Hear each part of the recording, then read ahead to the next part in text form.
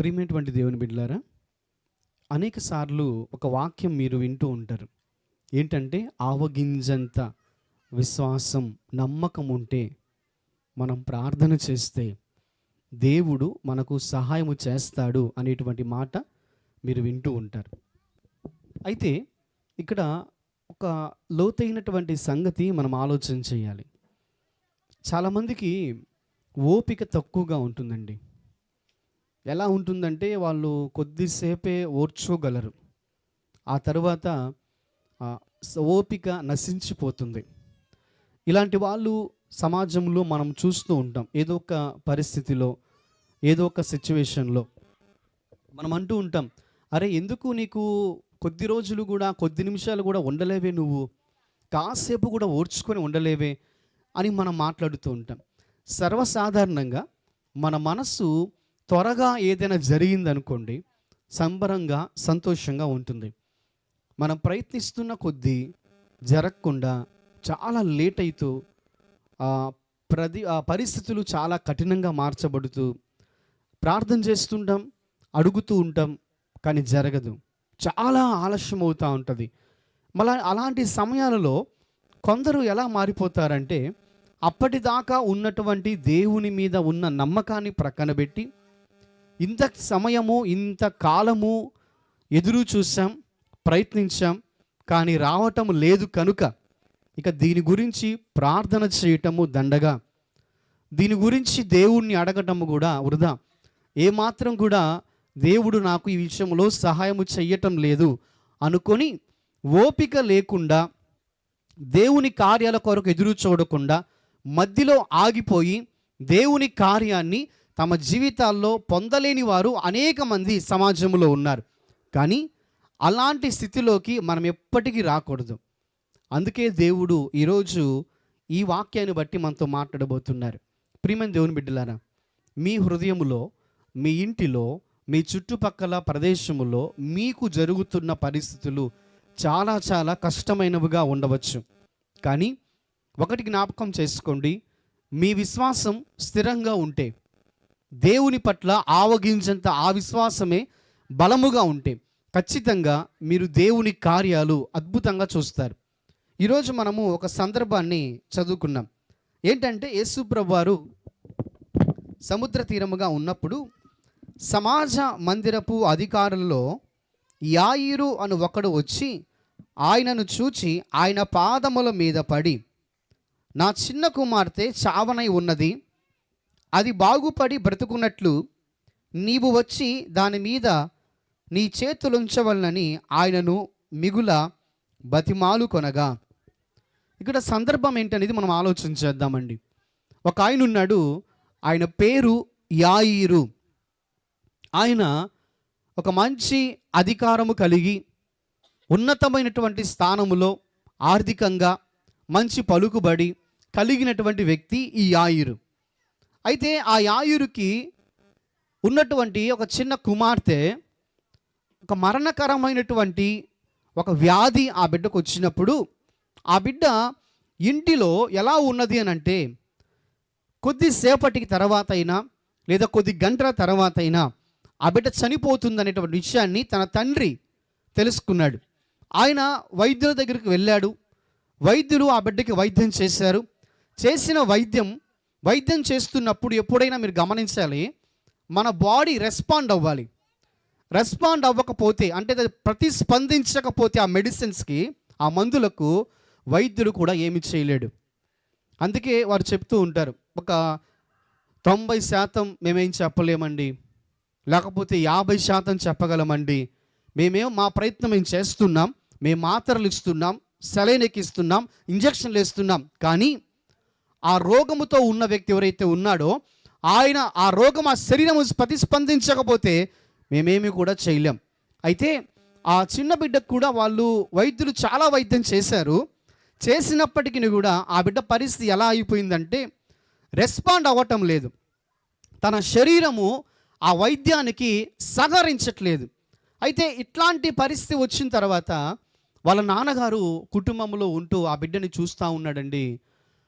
పరిస్థితి చాలా దారుణంగా మారిపోయింది. ఏమీ కూడా చేయలేటువంటి పరిస్థితి వచ్చింది. అయితే ఇలాంటి పరిస్థితి వచ్చిన తర్వాత ఆయన ఏమనుకున్నాడంటే, యేసు ప్రభు అనేటువంటి ఒక ఆయన పలానా ప్రాంతంలో ఉన్నాడంట, ఆయన దగ్గరికి వెళ్ళి ప్రార్థిస్తే, అడిగితే నా కుమార్తె యొక్క రోగాన్ని వైద్యులెవ్వడు బాగు చేయలేకపోయారు. ఎన్ని మాత్రలు వేసినా, ఎన్ని ఇంజక్షన్లు వేసుకున్నా, ఏమి చేసినా తగ్గటం లేదు కదా. చివరికి నా కుమార్తె చనిపోయే పరిస్థితుల్లో ఉంది కనుక ఒకసారి వెళ్ళి ఎదుగో యేసయ్యని అడుగుదాము అనుకున్నాడండి.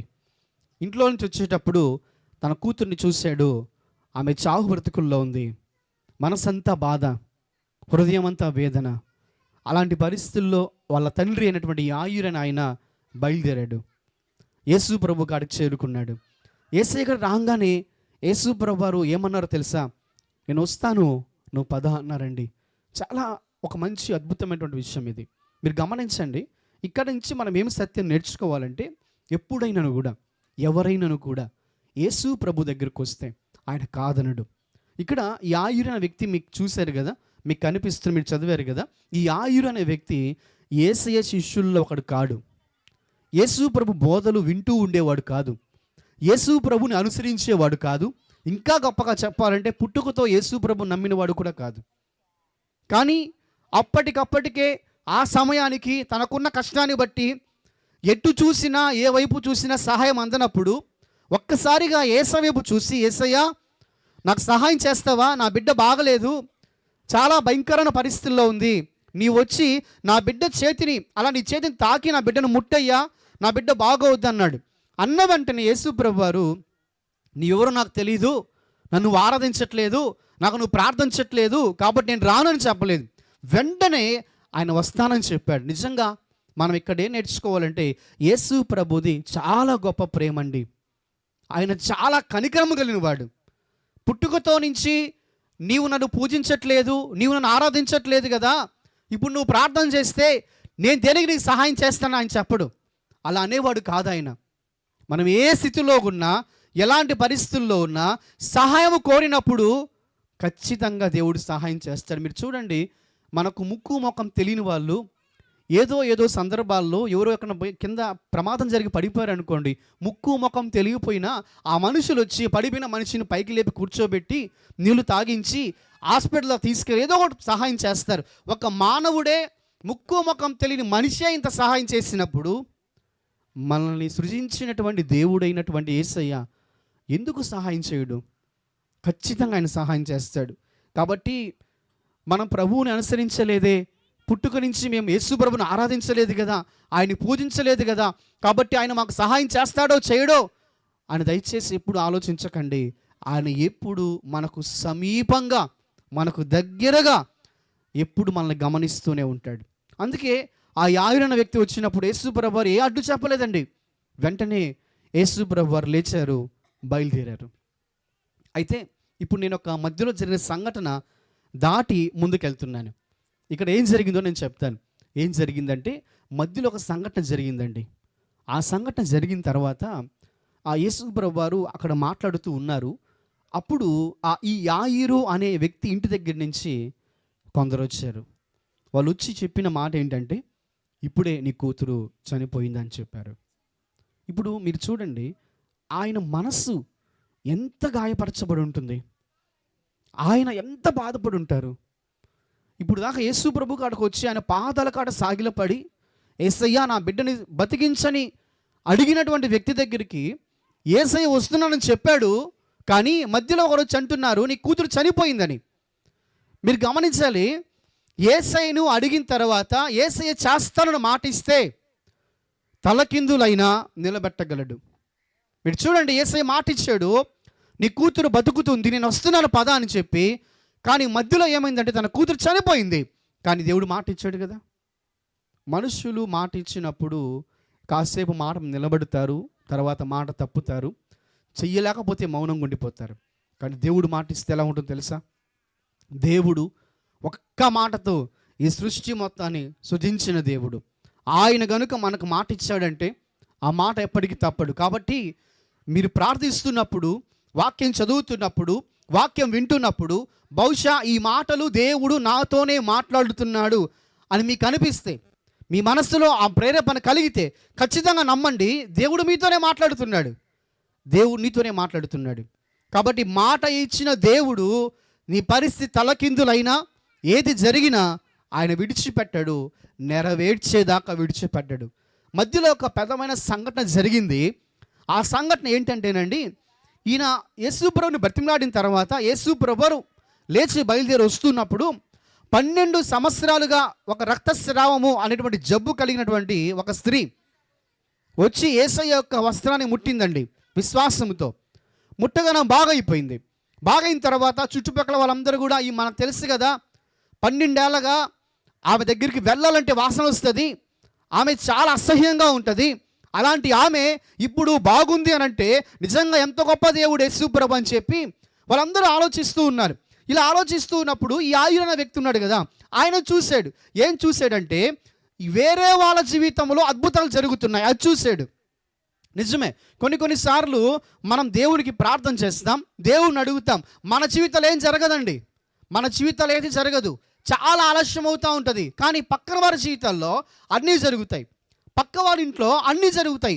వాళ్ళ జీవితంలో వారు కోల్పోయింది పొందుతూ ఉంటారు. మనకు మాత్రం ఎలాగుంటుందంటే మనం ప్రార్థన చేస్తున్నా, ఎంతకాలంగా అడుగుతున్నా జరగని పరిస్థితులు కొన్ని ఉంటాయి. అందుకే మన వాక్యం వినే ముందు ఒక మాట విన్నాం, ఓపిక ఉండాలండి. దేవునికి ప్రార్థిస్తున్నప్పుడు కొన్నిసార్లు వెంటనే కార్యాలు జరగవు, కొద్దిగా ఆలస్యం అవుద్ది. ఆలస్యమైందంటే జరగదని కాదు అర్థం, జరగబోతున్న కార్యము అందరికన్నా గొప్పగా జరగబోతుందని. అందుకే యాయిరు అనే వ్యక్తి విషయంలో ఆలస్యమైంది, వేరే వాళ్ళ జీవితంలో అద్భుతం జరిగింది. ఆమెకు 12 ఏళ్ళగా బాగలేదు, ఆమెకు బాగైపోయింది.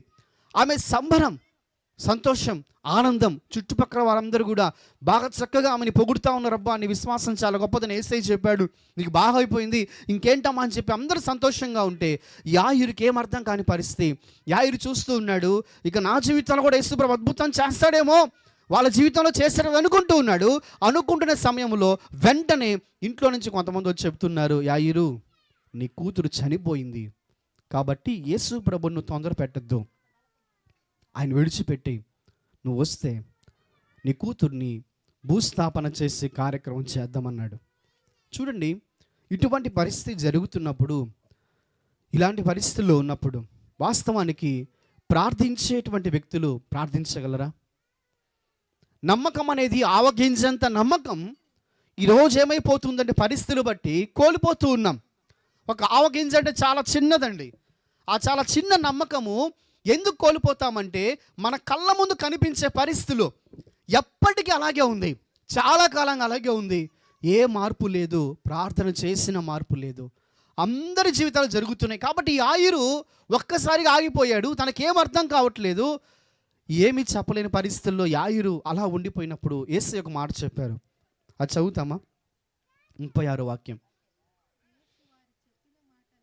యేసు వారి చెప్పిన మాట లక్ష్య పెట్టక భయపడకుము, నమ్మిక మాత్రముంచుమని. చూడండి, ఇప్పుడు ఇలాంటి పరిస్థితి వచ్చింది కదా, తన జీవితంలో ఒక కార్యం జరగాలని ఆయన ప్రార్థన చేశాడు. యేసయ్య కాడికి వచ్చి యేసయ్య మాట ఇచ్చాడు, నేను చేస్తాను పో అన్నాడు. మధ్యలో ఏమైందంటే అడిగిన పరిస్థితి ఇక జరగదు, అలాంటి సిచ్యువేషన్ వచ్చింది. అలాంటి పరిస్థితి వచ్చిన తర్వాత ఆయన అలా మౌనంగా నిలబడ్డప్పుడు యేసయ్య ఒక మాట చెప్తూ ఉన్నాడు, ఏంటంటే వాళ్ళు చెప్పే మాటలు లక్ష్య పెట్టద్దని చెప్పాడు. ఇది మీరు ఆలోచన చేయాలి. మీరు చూడండి, మనం ఒక విషయాన్ని బట్టి ప్రార్థన చేస్తాం, జరగనప్పుడు అనేక మంది అనేకమైన మాటలు అంటూ ఉంటారు. మీరు దేన్ని పట్టించుకోవద్దు. రెండవది, మనకి అనిపిస్తుంది, ఏమనిపిస్తుంది అంటే ఏంటిది, ఎన్ని రోజులు ప్రార్థన చేసినా జరగట్లేదే, ఎన్ని దినాలు అడుగుతున్నా కూడా ఆ పరిస్థితులే మారట్లేదే. కాబట్టి మనం ఏం చేయడం ప్రారంభిస్తామంటే మనం పరిస్థితులు లెక్క చేయడం ప్రారంభిస్తాం, పరిస్థితులను మనుషుల మాటలు లక్ష్య పెట్టడం ప్రారంభిస్తాం. యాయిరు కూడా వాళ్ళు చెప్పిన మాట వినగానే ఆశ్చర్యపోయి ఆగిపోతూ ఉన్నాడు. ప్రభు అంటున్నాడు, వాళ్ళు చెప్పే మాటను లక్ష్య పెట్టద్దు. రెండవది, యేసు చెప్పిన మాట ఏంటో తెలుసా, భయపడకుము అన్నాడు. చూడండి, చాలామందికి భయం వేస్తూ ఉంటుంది. ఎందుకు తెలుసా? ఏమైపోద్దో. ఒక చిన్నదే చిరికి గాలివాన అవుతున్నట్లుగా ఒక చిన్న పరిస్థితే టైం దాటిపోతుంటే, టైం మించిపోతుంటే ఎలాగుంటుందంటే భయం, భవిష్యత్తు గురించిన భయం, ఆరోగ్యాన్ని గురించిన భయం, బిడ్డల గురించిన భయం, భర్తను గురించిన భయం, భార్యను గురించిన భయం, భవిష్యత్తు గురించిన భయం. ఇలాంటి భయాలు కలుగుతూ ఉంటే మన జీవితంలో ఆలస్యం అవుతున్నప్పుడు. కానీ యాయిరు కూడా భయం వచ్చేసింది. ఎందుకు భయం అంటే, ఏం జరిగిపోద్దో, నా బిడ్డ లేదంట. దాదాపుగా ఆ బిడ్డకి అటు ఇటుగా ఒక 12 ఏళ్ళు అలా ఉంటాయి. ఇంతకాలం నేను చాలా ప్రేమగా పెంచుకున్న నా బిడ్డ ఈరోజు లేదు అంటే నా పరిస్థితి ఏంటని యాయిరు భయపడుతుంటే ప్రభు అంటున్నాడు, నువ్వు మొదటిగా పరిస్థితులు లెక్క పెట్టద్దు, లక్ష్యం చేయొద్దు. రెండవది, నువ్వు భయపడద్దు. ప్రియమైన దేవుని బిడ్డ, మూడో మాట ఏంటో తెలుసా? నమ్మిక మాత్రము ఉంచుము. చూడండి, మన పరిస్థితులు ఇంత చిన్నవిగా ఉన్నప్పుడు ఒక నమ్మకం పెట్టుకొని మనం ముందుకెళ్తాం, ప్రార్థనలో, విశ్వాసములో, అన్నిటిలో. కానీ అదే కష్టము పెరిగి పెరిగి పెరిగి మన స్థాయిని మించిపోయిన తర్వాత అప్పటికి కూడా మనం నమ్మకం పెట్టుకోవడం అనేది చాలా కష్టమైపోద్ది. అయితే యాయిరు జీవితం అంత కష్టమైన పరిస్థితికి వచ్చినప్పుడు ప్రభు అంటున్నాడు, యాయిరు, నమ్మకం అనేది ఇంకొంచెం సేపు ఉంచు, ఆ నమ్మకాన్ని ఉంచు. నేను నీకు మాట ఇచ్చాను, నేను మాట తప్పను. ఆ తర్వాత ఏం జరిగిందో నేను చెప్తానండి. యాయిరును యేసు ప్రభు తీసుకొని తన ఇంటికి వెళ్ళారు. యాయిరు ఇంటికి రాగానే అక్కడ ఏం జరిగిందని అంటే, యాయిరు ఇంటికి రాగానే అక్కడ చాలామంది అప్పటికే వాళ్ళు గుమికూడిపో ఉన్నారు. చాలామంది జనసమూహం ఉన్నారు. ఆ జనసమూహములో కొందరు స్త్రీలు ఏం చేస్తున్నారో తెలుసా? ఏడుస్తూ ఉన్నారు. ఆ చిన్న బిడ్డ చనిపోయిన స్థితిని బట్టి అందరూ ఏడుస్తూ ఉన్నారు. అందరూ ఏడుస్తూ ఇలా చేస్తూ ఉన్నప్పుడు యేసుప్రభు అక్కడికి వచ్చారండి. యాయిరు వచ్చాడు. మీరు చూడండి, యేసయ్య ఏం చెప్తున్నాడు? నువ్వు నమ్ము, నువ్వు నమ్ము, నువ్వు నమ్ము, భయపడద్దు, లక్ష్య పెట్టద్దు అన్నాడు. ఇప్పుడు యాయిరు తన కళ్ళ ముందు రాగానే తన ఇంట్లో తన బిడ్డ చనిపోయి శవంలా కనిపిస్తుంటే ఎలా ఉంటాడు? ఏడవద్దు, బాధపడద్దు, భయం రావాలి కదా. అయితే యాయిరు యేసే పక్కన ఉన్నాడు. యాయిరు తన కళ్ళారా చూసేసాడు. ఏం చూశాడు? తన బిడ్డ వచ్చేటప్పుడు కొర ప్రాణముతో ఉన్న బిడ్డ చనిపోయిన స్థితిని యాయిరు చూశాడు. చూడండి, అలా ఉన్నప్పుడు ఇంకే నమ్మకం ఉంటుందండి? అలా ఉన్నప్పుడు ఇంకెంత కనిపెడతారండి? మీరు చూడండి, ఏదైనా ఒక పరిస్థితి గురించి మనం ప్రార్థన చేస్తున్నప్పుడు, దేవుని అడుగుతున్నప్పుడు, ఆ పరిస్థితి ఇక ఎన్నటికీ జరగదు అని తెలిసిన తర్వాత మన విశ్వాసంగా ఉండలేం. నిజమే, ఆ సమయంలో అహోగింజ విశ్వాసం కూడా మనలో ఉండదు. అయితే అటువంటి పరిస్థితి ఉన్నప్పుడు యాయిరు పక్కన యేసే ఉన్నాడు. యాయిరు తన బిడ్డను చూస్తూ ఉన్నాడు. తన బిడ్డ చనిపోయింది. అందరు ఏడుస్తున్నారు. యాయిరు భార్య, ఆ చుట్టుపక్కల బంధువులు అందరూ గొల్లున ఆ చిన్న బిడ్డ దగ్గర కూర్చి ఏడుస్తూ ఉన్నప్పుడు యేసే ఒక మాట చెప్పారు. ఏం చెప్పారో తెలుసా? యేసే అన్న మాట ఏంటంటే, ఆ బిడ్డ చనిపోలేదు, నిద్రపోతుంది, మీరందరూ పైకి లేచి బయటికి వెళ్ళండి. చూడండి, ఈ మాట యేసే ఎప్పుడు చెప్పాడో చెప్పగానే అందరూ యేసు ప్రభుని అపహాస్యం చేయడం ప్రారంభించారు. అంటే ఎగతాళి చేయడం ప్రారంభించారు.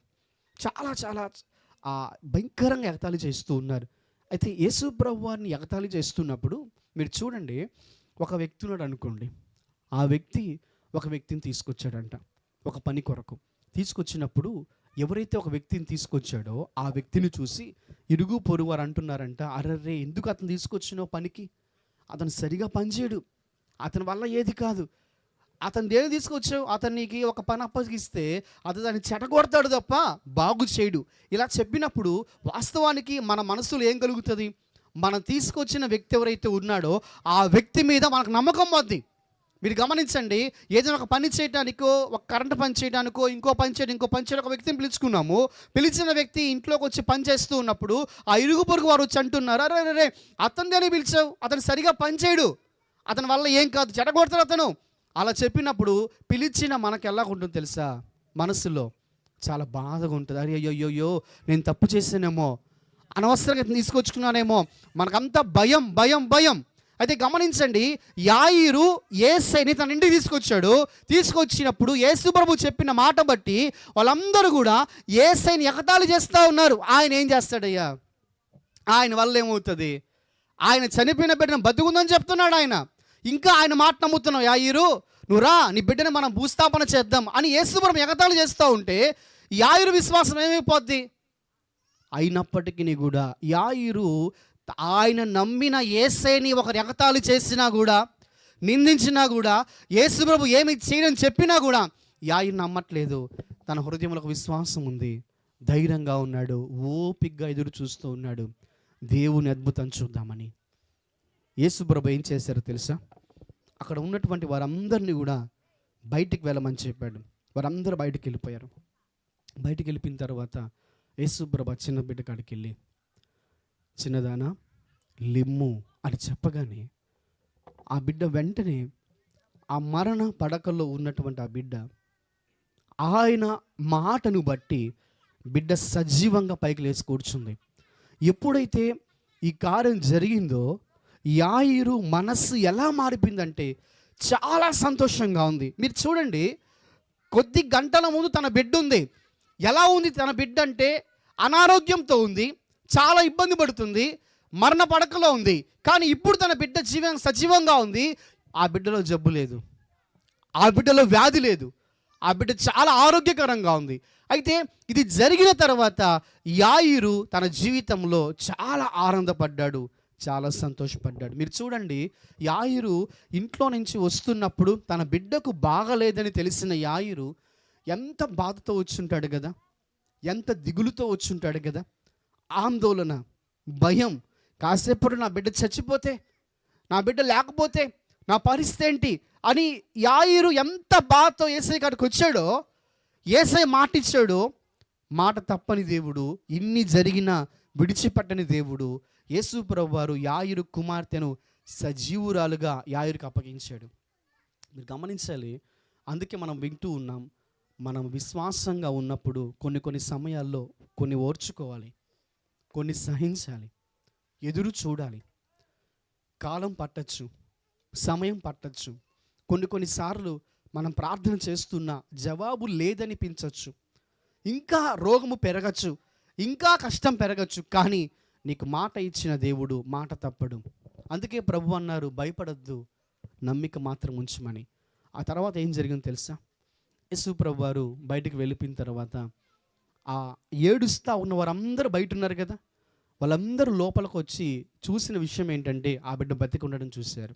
కాబట్టి మీరు గమనించండి, ఎవరైతే హేళన చేస్తారో, ఎవరైతే ఎగతాళి చేశారో, ఎవరైతే అంతా అయిపోయింది అనుకున్నారో, అలాంటి వాళ్ళే ఆశ్చర్యపడు రీతిగా దేవుడు తన కార్యాన్ని మన పట్ల చేయగలడు. కాబట్టి ప్రియమైన దేవుని బిడ్డలారా, ఓపికతో ఉండండి, ఎదురు చూడండి. దేవుడు చేసే కార్యాలు అద్భుతంగా, ఆశ్చర్యకరంగా ఉంటాయి. కాబట్టి యాయిరు జీవితాన్ని దేవుడు బాగు చేశాడు. తన కూతురు విషయంలో గొప్ప సహాయాన్ని చేసి బిడ్డను దేవుడు సజీవురాలుగా అప్పగించిన దేవుడు మన జీవితంలో కూడా గొప్ప కార్యం చేయగలుగుతాడు. కాబట్టి అట్టి విశ్వాసం కలిగి ఓపికతో దేవుని రాజ్యం కొరకు, దేవుని కార్యాల కొరకు ఎదురు చూద్దాం. దేవుడి కొద్ది మాటలు తన వెనుకడిలో దీవించునుగాక.